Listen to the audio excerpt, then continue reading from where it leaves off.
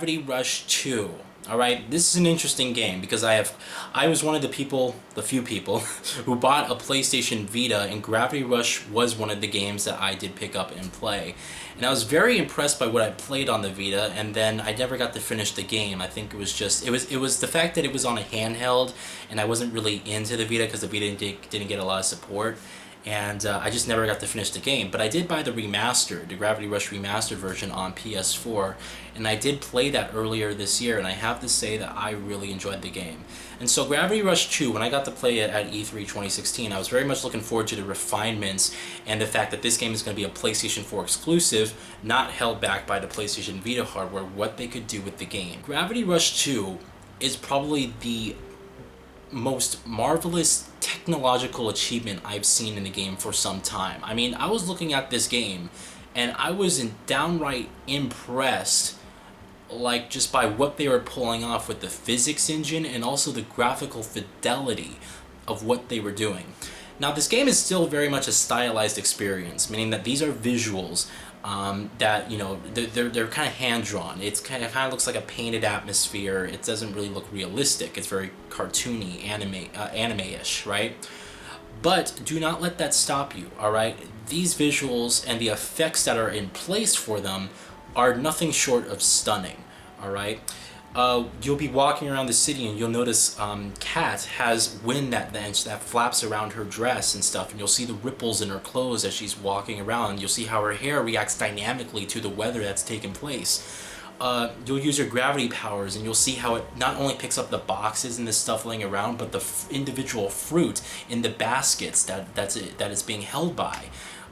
Everything reacts dynamically and just beautifully to everything that's going on. Everything has a true physics system, and it's just downright incredible. I mean, I'm playing this game, right, and I'm just thinking to myself, like, this is the most amazing thing from a technical perspective that I've ever played. Now, talking about gameplay, alright, Gravity Rush 2 is pretty much a refinement of the great gameplay that was in the first one, alright? The first one was very much about you kind of using your gravity powers, and you have to aim with your left stick and you press the button and you keep doing those gravity attacks, right?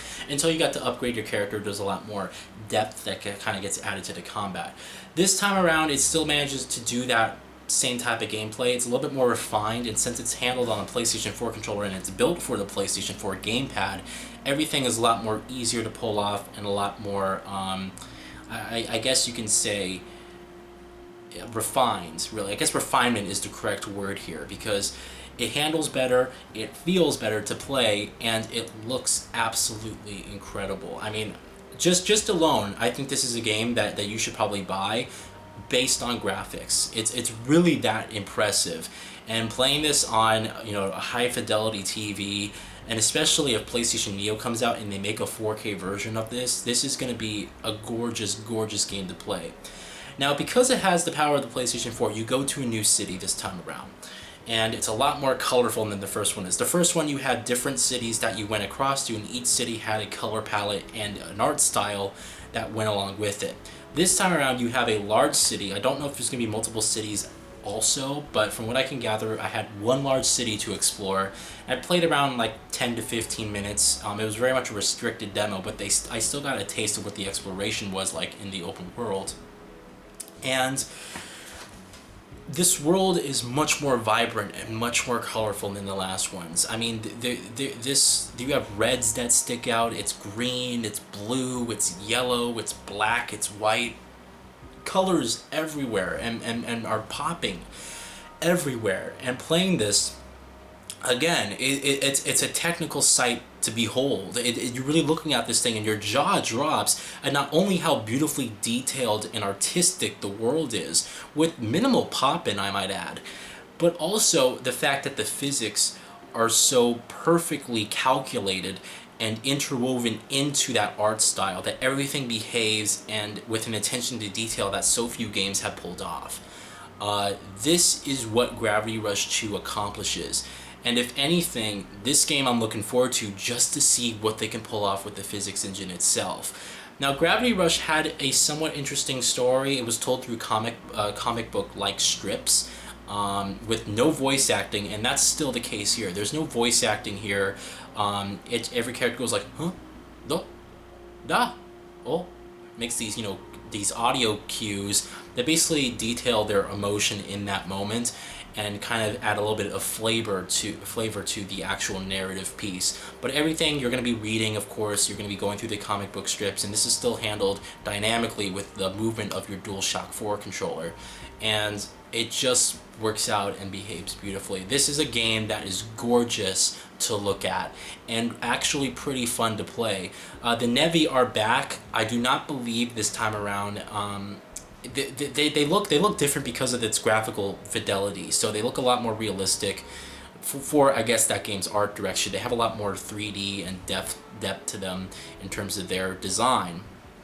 And there's still a lot of the same enemies. Cat actually moves with an incredibly upgraded animation system this time around. So you'll see she buckles her legs when she's going upstairs. You'll see that if you push her towards a building, she'll try to scramble and get upright and things like that. You'll see if she's bumping into people, she'll actually move herself out of the way. Again, it's an attention to detail that is just on a whole other level. It's like it's absolutely incredible. You remember Uncharted 4's animations? It's literally very, very close to that, just with Gravity Rush 2's art direction and things like that. So I, for one, cannot wait for this game to come out. It's coming out next year, I believe, early next year, and from a technical perspective, this is probably the most incredible thing I've ever seen in a long time. One of the best looking games I saw at E3, absolutely. There's a lot of games that look stunning, but this game didn't even have to use realistic graphics, and it impressed me with its physics engine, with its animations, with its attention to detail in its world and everything like that. Like, I just want you guys to imagine a basket full of apples. And imagine you using your gravity powers and seeing each individual apple flying up and actually having its own calculated system, letting go of the apples, having them fall down dynamically and actually break and things like that. That is Gravity Rush 2's graphical engine. That's what it's able to pull off. That's its physics. That's its animations. Absolutely nothing short of spectacular. It was one of the most impressive things I've seen in quite a long time. And this is a huge selling point alone for me for Gravity Rush 2, just its visual fidelity.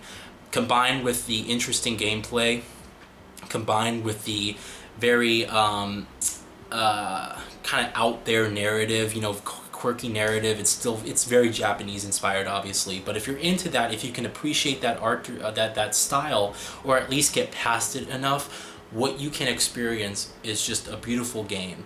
And that's what Gravity Rush 2 really said to me. It was a beautiful, beautiful game. So, in terms of the game's frame rate, it held up at a smooth 30 frames per second.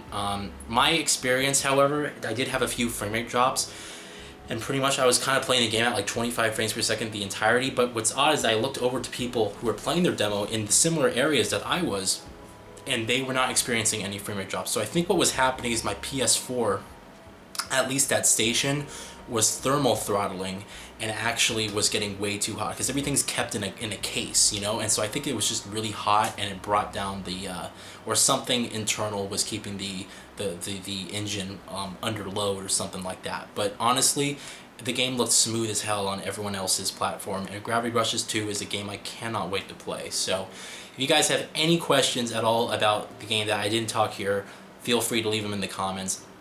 This game is looking incredible, and it's definitely a game you're going to want to keep your eye on in 2017.